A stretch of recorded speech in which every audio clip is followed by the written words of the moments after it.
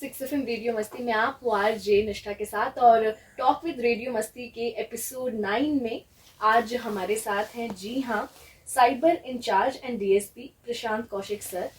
Sir सबसे पहले मैं आपको रेडियो मस्ती में वेलकम करना चाहती हूँ। धन्यवाद निशा। आजकल देश के अंदर बहुत सारे जो साइबर क्राइम्स हैं वो बढ़ रहे हैं, जो भोले भाले लोग हैं वो इसकी चपेट में आ रहे हैं और स्कैमर्स जो हैं आम लोगों की लाइफ में ट्रबल्स क्रिएट कर रहे हैं। राज्य सरकार और राजस्थान पुलिस ने इस रिगार्डिंग बहुत ज़्यादा जो अलर्टनेस है वो जारी कर दी गई है और हर जिले में या हर जगह पर ये चीज़ देखी जा रही है कि साइबर क्राइम्स के चलते जो लोग हैं वो परेशान हो रहे हैं। तो आज हम इसी रिगार्डिंग आपसे बात करेंगे। तो सर मेरा पहला सवाल आपसे ये है कि बेसिकली ये साइबर क्राइम है क्या? ये साइबर क्राइम आपके पास में जो इलेक्ट्रॉनिक डिवाइस है, कंप्यूटर, लैपटॉप, टैब या मोबाइल, उनके थ्रू आपकी गाड़ी कमाई को उड़ाने का एक औजार बना हुआ है। आपका पैसा आपकी जेब से ये क्रिमिनल्स किस तरह से निकाले, इस औजार के जरिए, साइबर क्राइम के जरिए ये पैसा उड़ाने का माध्यम बना हुआ है, जिससे भोले वाले आम लोगों का बैंक में पड़ा हुआ पैसा या अपने इलेक्ट्रॉनिक डिवाइसेस में जो पैसा है वो निकल जाता है। और सर इतनी इंफॉर्मेशन होने के बाद भी जैसे लोग जो है डेली इस चीज के रिगार्डिंग जो सचेत है वो होते रहते हैं, बट स्टिल ऐसी क्या जो है चीजें उनको फेस करनी पड़ती हैं जिनसे उनको ट्रबल्स का सामना करना पड़ता है, जैसे कि वो पीड़ित हो जाते हैं इन चीजों से? देखो, आप का ये आज की तारीख में ये जो साइबर के कारण से पीड़ित हैं बहुत ज्यादा हैं। इसके कई सारे तरीके हैं जिसके कारण से पीड़ित हैं। आम आदमी को जैसे बहुत सारे लालच आते हैं, विज्ञापन के लालच आते हैं या कुछ लाइक्स करने के पैसे मिलते हैं, ये कुछ लिंक आते हैं, कोई लॉटरी का लालच आता है या क्यूआर कोड्स आते हैं या आपकी स्क्रीन को रिमोट एक्सेस करने की कोशिश करते हैं, उसके थ्रू वो पैसा निकाल लेते हैं, इनकी स्क्रीन शेयरिंग हो जाती है। तो इन तरीकों से वो किसी भी तरीके से आपको उत्प्रेरित करके और आपका पैसा, आपके बैंक अकाउंट का पैसा वो निकालने की कोशिश करते हैं। तो सर जैसे अभी आपने मोबाइल फोन्स के बारे में बताया कि जिस तरीके से जो है पैसा जो है लोगों का चला जाता है, तो हमें मोबाइल फोन में क्या ऐसी एप्लीकेशंस जो हैं उनका ध्यान रखना चाहिए या ऐसी कोई बेसिक इंफॉर्मेशन जिससे लोग अवेयर हो सके, आप क्या बताना चाहते हैं? देखो, इसमें यदि आम आदमी कुछ डूज हैं उनका ध्यान रखे, जो आवश्यक रूप से हर व्यक्ति को ध्यान रखना चाहिए।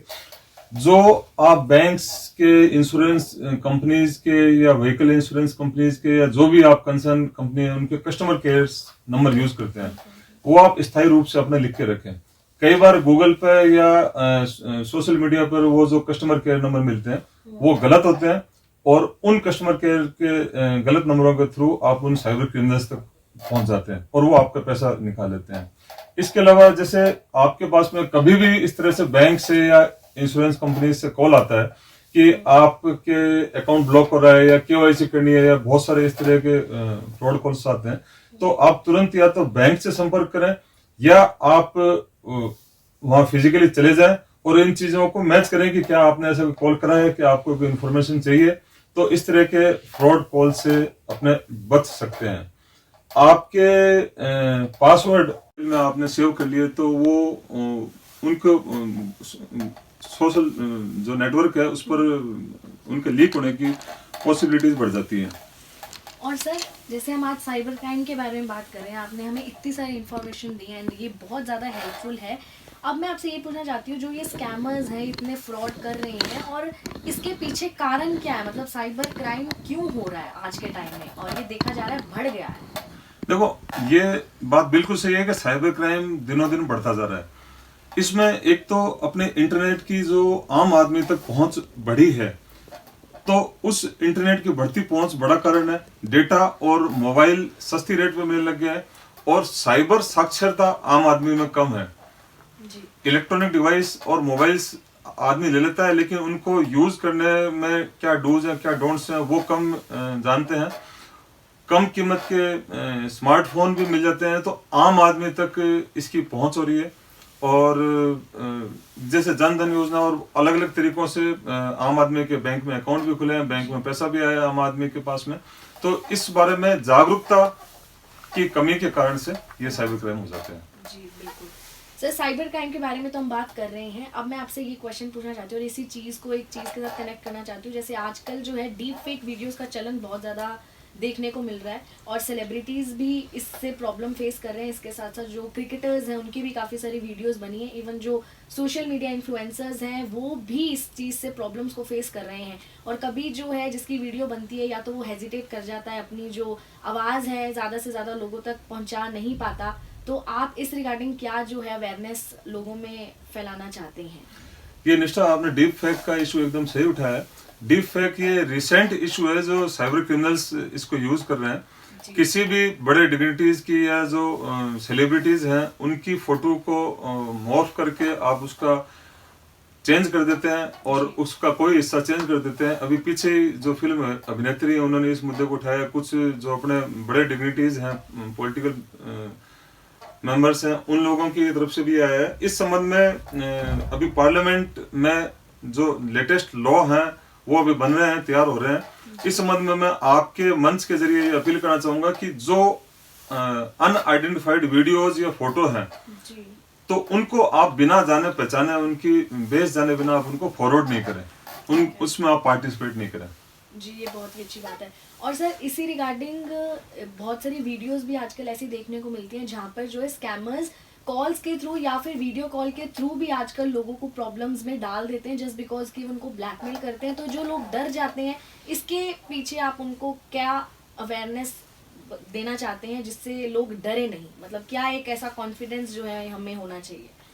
देखो निष्ठा, इसमें सबसे बेहतर तरीका तो यही है कि वो इससे बचें, इसके लिए शिक्षित हों। फिर भी जैसे मैंने पहले अभी जिक्र किया था कि इसमें अपना कुछ काम नहीं करें। साथ में अगर इसके लिए जो आपने प्रश्न किया है, ये सेक्सटॉर्शन एक काफी बड़ा है पिछले समय में। किसी भी व्यक्ति के नींद में रहते हुए या कोई नशे के वक्त कोई आदमी के साथ में इस तरह की फेक वीडियो बन जाती है और उनको लेकर डराया जाता है। अगर इस तरह की स्थिति आती है तो कंसर्निंग जो सिक्योरिटी एजेंसीज हैं, पुलिस एजेंसीज हैं, साइबर एजेंसीज हैं, उनको इन्फॉर्मेशन दें और उनसे डरे नहीं, उनसे ब्लैकमेल ना हो। जी बिल्कुल सर, ये बहुत ही हेल्पफुल इन्फॉर्मेशन आपने हमारे लिसनर्स को दी।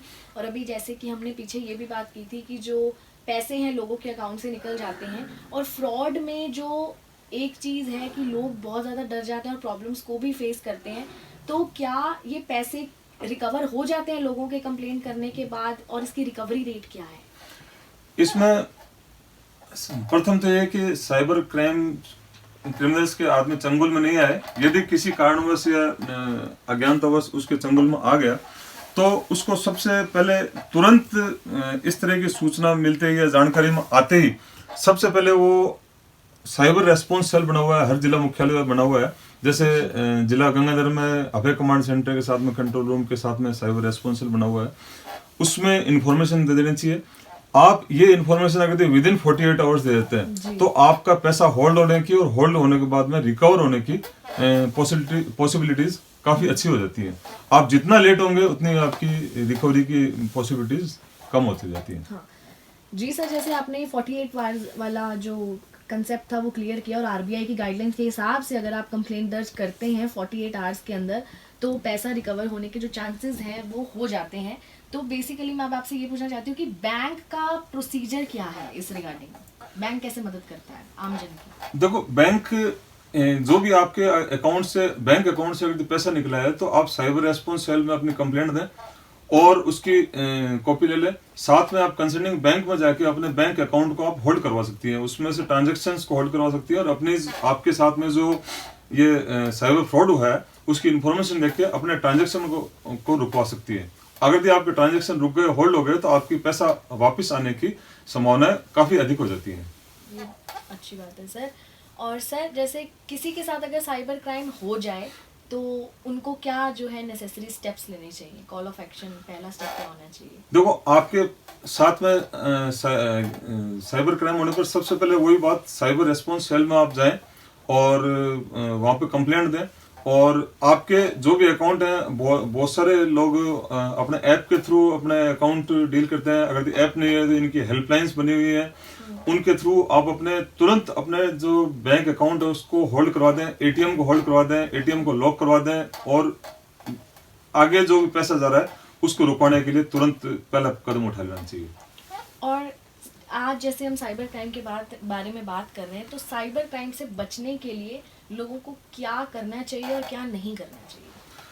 तो निशा, इसमें बहुत सारे डोंट्स हैं। जैसे अनजान आपके पास में कोई भी QR कोड आ रहा है, आप इसको स्कैन करें, इनाम पाएं, या आप कुछ पैसे जमा कर दें, ज्यादा पाएं, उस अनजान QR कोड को स्कैन करने से बचें।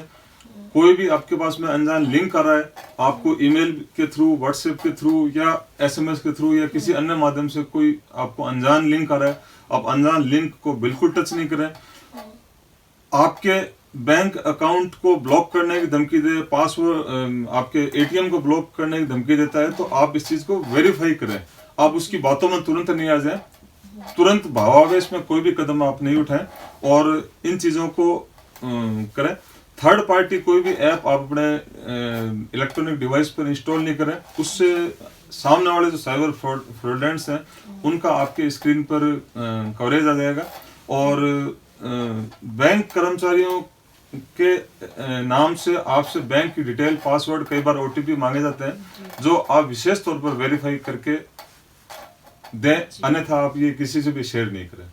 जी सर, मैं अब आपसे ये पूछना चाहती हूँ कि जैसे आपने पहले पासवर्ड्स के बारे में बात की थी, समटाइम्स हमको लगता है कि हमें जो हमारे जो अकाउंट के पासवर्ड है वो चेंज कर देने चाहिए, लेकिन कई कबार जो है हम बैंक में अपने फिजिकल अपीयरेंस के लिए मतलब तैयार होते हैं, हम सारा प्रोसीजर करते हैं, लेकिन उसके थोड़े टाइम बाद भी हमारे साथ कभी ऐसा हो जाता है कि हमारे पास कोई कॉल आता है तो हमें लगता है कि हमें अभी बैंक से आया है, लेकिन वो एक फ्रॉड होता है। तो आप इस रिगार्डिंग लोगों को क्या अवेयरनेस देना चाहते हैं? देखो, इस बारे में बैंक संबंधित बैंक और रिजर्व बैंक जो इंश्योरेंस एजेंसी है ये भी अवेयरनेस करते रहते हैं, समय समय पर मेल्स, SMS, व्हाट्सएप और फेसबुक, इंस्टा पर ये भी मैसेज भेजते रहते हैं, इनके पैम्फलेट्स आते रहते हैं कि कोई भी बैंक आपसे OTP या आपका पासवर्ड नहीं मांगता। आपको चेंज करना है तो उसका ऐप के थ्रू या आप कंसर्निंग बैंक में जाके आप चेंज कर सकते हैं। तो इस तरह के जो भी कॉल्स आ रहे हैं आप उनको 100% साइबर फ्रॉड की कैटेगरी में रखें। आप उनको बिल्कुल भी अपना OTP, CVV और पासवर्ड नहीं बताएं। जी सर। और सर, जैसे जो भी लोग हैं अगर वो साइबर क्राइम उनके साथ हो जाता है, तो ऐसे कौन से पोर्टल्स, नंबर्स हैं जो आप हमारे साथ शेयर करना चाहते हैं ताकि हमारे लिसनर्स को थोड़ी सी हेल्प हो सके? ये नेशनल लेवल पर सेंट्रल गवर्नमेंट ने डिक्लेयर कर रखा है 1930 साइबर क्राइम पोर्टल है। तो आपको प्राइमरी, आपको किसी भी समय रास्ते में है या बाहर है या किसी स्थान पर है, तो आप इस नंबर, मैं रिपीट कर रहा हूँ, 1930 पर आप साइबर क्राइम कंप्लेंट कर सकती हैं। फिर जो आपका कंसर्निंग पुलिस स्टेशन है या साइबर रेस्पॉन्स सेल हर जिले के अंदर बने हुए हैं, राजस्थान गवर्नमेंट ने, राजस्थान पुलिस ने साइबर रेस्पॉन्स सेल बना रखे हैं, तो उसमें जाके आप अपनी कंप्लेंट जरूर दे दें। जी सर, आप रेडियो मस्ती 89.6 FM की तरफ से हमारे लिसनर्स को साइबर क्राइम से रिगार्डिंग जो है क्या इंफॉर्मेशन देना चाहते हैं? आपने अपने बीच में लगभग सारी बात हो गई है, लेकिन फिर वापस मैं एक आपके चैनल के थ्रू अपील करना चाहूंगा कि आपकी बहुत मेहनत से और बहुत गाड़ी कमाई का पैसा है, उसको आप संभाल के रखें और इन साइबर फ्रॉडलेंट्स के थ्रू आप अपना पैसा नहीं गंवाएं। और इस तरह के कोई भी इस तरह के अनजान लालच आता है, आपको कोई इस तरह के धोखा आता है, तो उसके ऊपर आप तुरंत अलर्ट हों और अपने पैसे को सुरक्षित रखें। थैंक यू सर, आपने इतनी हेल्पफुल इन्फॉर्मेशन, इतना सारा हमारे जो लिसनर्स हैं उनको गाइड किया। एंड थैंक यू कि आपने अपना प्रेशियस टाइम निकाला, आपने हमारे स्टूडियो विजिट करके हमें बहुत सारी information the. Thank you. Radio मस्ती पर आप थे RJ निष्ठा के साथ।